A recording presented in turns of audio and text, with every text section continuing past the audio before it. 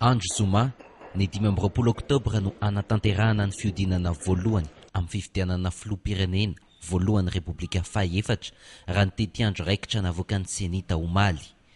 Roa volana aorian'izay, ny 20 Desambra, andro alarobia kosa ny fiodinana faharoa izay ho ampiarahana amin'ny fifidianana solombavam-bahoaka. Amin'izao fotoana izao rehefa fantatra ny anaran'ireo mpilatsaka hofidiana dia ho afaka hiroso amin'ny fikarakarana ny bulletin datsabato tokana ny Senita.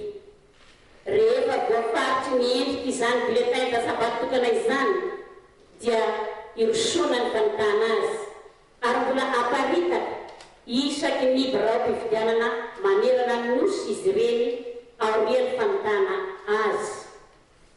Nosinganina manokana ny momba izay bulletin datsabato tokana izay satria mitaky fotoana maharitraritra ireo fikarakarana mikasika azy ireo izay tsy maintsy nojerena akaiky teo amin'ny famolavolana ny tety andro mpifidianana manomboka izao. Tsy azo ny hodivirana raha teo koa moa ireo fepotony voalaza ny lalàna na ny délai légaux samihafa tsy maintsy adzay ary nampidirina ao amin'ny tety andro mpifidianana.